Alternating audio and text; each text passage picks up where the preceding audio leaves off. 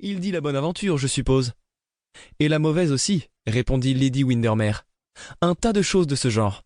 L'année prochaine, par exemple, je courrai grand danger, à la fois sur terre et sur mer. Ainsi, il faut que je vive en ballon et que, chaque soir, je fasse hisser mon dîner dans une corbeille. Tout cela est écrit là, sur mon petit doigt, ou sur la paume de ma main. Je ne sais plus au juste. Mais sûrement, c'est la tenter la Providence, Gladys. Ma chère duchesse, à coup sûr la Providence peut résister aux tentations par le temps qui court. Je pense que chacun devrait faire lire dans sa main, une fois par mois, afin de savoir ce qu'il ne doit pas faire.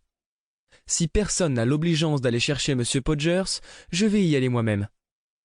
Laissez-moi ce soin, Lady Windermere, dit un jeune homme tout petit, tout joli, qui se trouvait là et suivait la conversation avec un sourire amusé. Merci beaucoup, Lord Arthur, mais je crains que vous ne le reconnaissiez pas. S'il est aussi singulier que vous le dites, Lady Windermere, je ne pourrai guère le manquer. Dites seulement comment il est et, sur l'heure, je vous l'amène.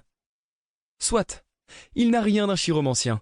Je veux dire qu'il n'a rien de mystérieux, d'ésotérique, qu'il n'a pas une apparence romantique. C'est un petit homme, gros, avec une tête comiquement chauve et de grandes lunettes d'or. Quelqu'un qui tient le milieu entre le médecin de la famille et l'attorney de village. J'en suis au regret, mais ce n'est pas ma faute. Les gens sont si ennuyeux. Tous mes pianistes ont exactement l'air de pianistes, et tous mes poètes exactement l'air de poètes.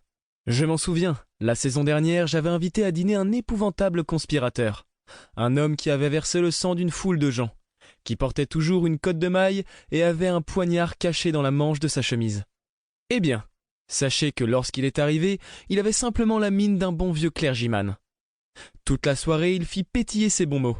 Certes, il fut très amusant, et bien de tout point, mais j'étais cruellement déçu.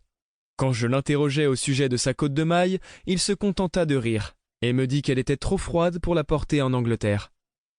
Ah, voici Monsieur Podgers.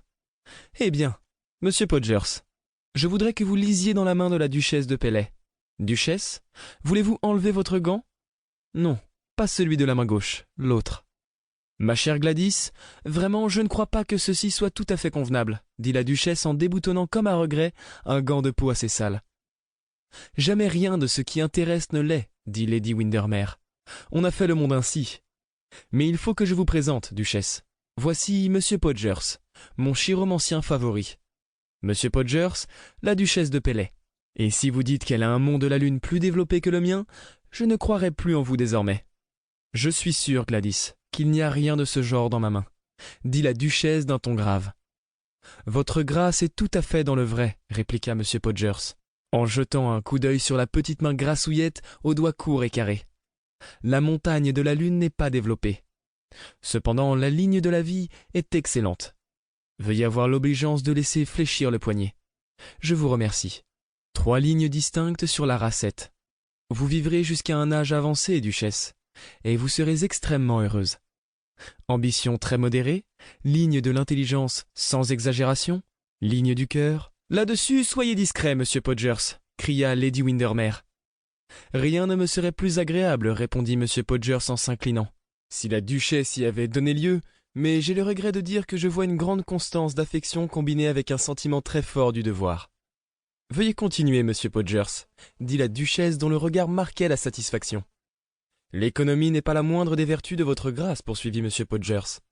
Lady Windermere éclata en rire convulsif. L'économie est une excellente chose, remarqua la duchesse avec complaisance.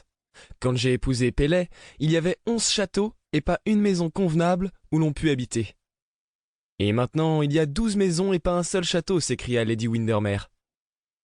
Eh, ma chère, dit la duchesse, j'aime le confort, reprit M. Podgers, et les perfectionnements modernes, et l'eau chaude amenée dans toutes les chambres. Votre grâce a tout à fait raison. Le confort est la seule chose que notre civilisation puisse nous donner. Vous avez admirablement décrit le caractère de la duchesse, Monsieur Podgers. Maintenant, veuillez nous dire celui de Lady Flora. Et pour répondre à un signe de tête de l'hôtesse souriante, une petite jeune fille, aux cheveux roux d'écossaise et aux omoplates très hautes, se leva gauchement de dessus le canapé et exhiba une longue main osseuse avec des doigts aplatis en spatule. Ah, une pianiste, je vois, dit M. Podgers. Une excellente pianiste et peut-être une musicienne hors ligne. Très réservée, très honnête et douée d'un vif amour pour les bêtes. Voilà qui est tout à fait exact, s'écria la duchesse.